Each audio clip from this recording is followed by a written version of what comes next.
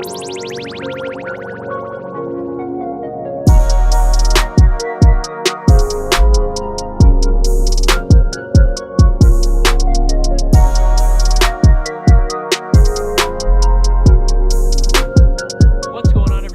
is Jordan Hauk with Lamborghini and McLaren, Newport Beach. Hope everybody's having a great day.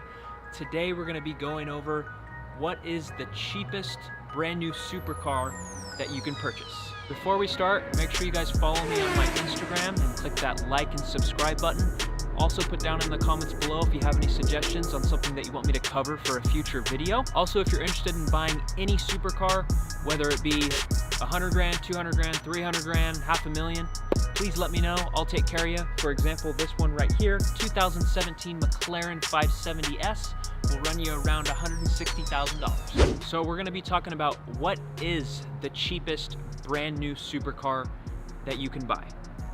For example, the McLaren 570S, which is behind me here, in my opinion, is the cheapest, highest performance supercar that you can buy right now. When it comes to brand new supercars, I'm not talking about other brands around the $50,000 to $75,000 range. We're more focusing on the $200,000 range for a brand new car. For example, this 570S or a Lamborghini Huracan rear wheel drive, right in that 2 to 220 range.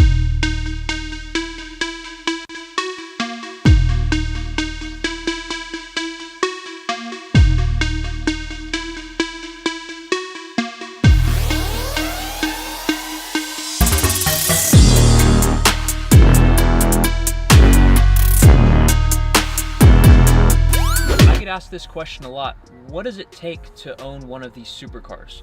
For example, for a brand new 570S, the bank is not always gonna only focus on your credit score.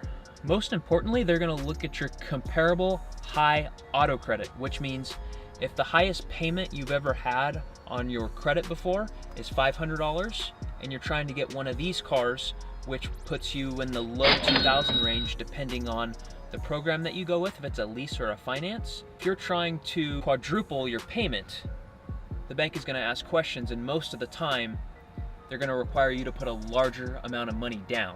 For example, like the used McLarens that you will see for sale around 140,000, the 570 in particular. Yeah, it has a little bit more miles, $140,000, quite a bargain.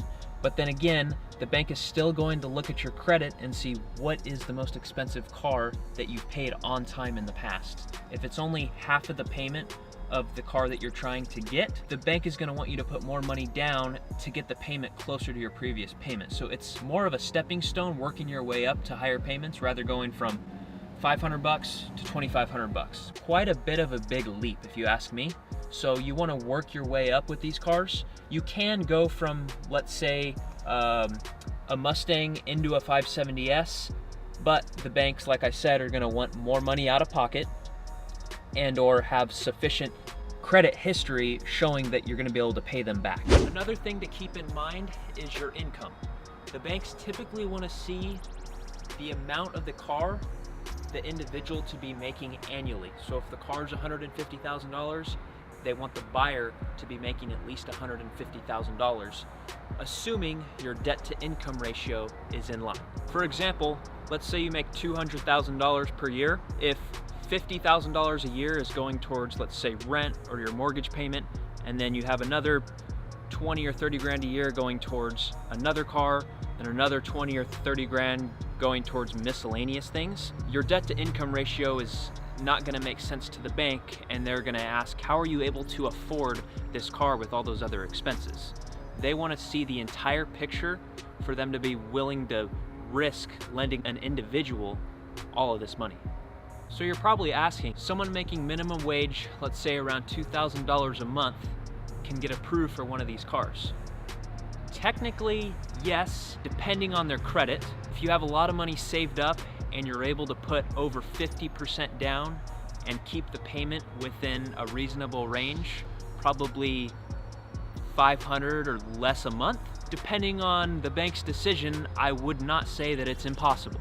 For your first supercar, I would highly recommend, don't go above and beyond for it. You need to work your way up to where you eventually want to be. So If your goal is to get a McLaren 720S, start with a 570. It doesn't need to be the highest spec car out there. Get one for around 130 to 150 grand.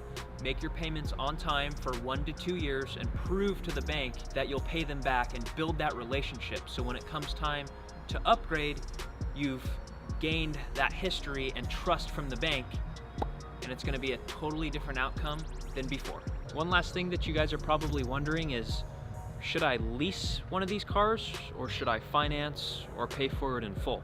I would say if you plan on getting out of these every 9 to 18 months, your best bet is to lease because you don't pay all that sales tax up front, whereas on a finance or if you pay in full, you pay all the sales tax right up front.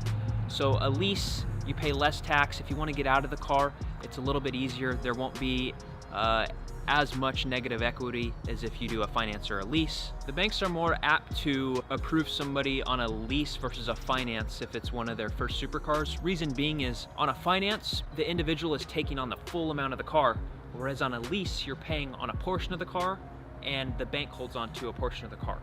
So it's a less liability on the bank for a lease versus a finance. I hear a lot of people say, well, I don't want to lease the car, I want to own it. At the same time, if you're financing the car, you don't own the car. The bank still owns the car until you pay it off. So on a lease, it's a similar type of situation. You're, I guess you could say, renting it on a lease, and you're also renting it on a finance because the bank still owns the car. You're paying the bank until you pay the car in full. Hopefully you guys found this information useful. If you have any questions, please don't hesitate to reach out. I promise that I'll help you out. Thank you guys for watching. Make sure to hit that subscribe and like button. Also, if you have any suggestions, let me know. More than happy to do that for you guys. Thank you for watching. Have a great day. We'll see you soon.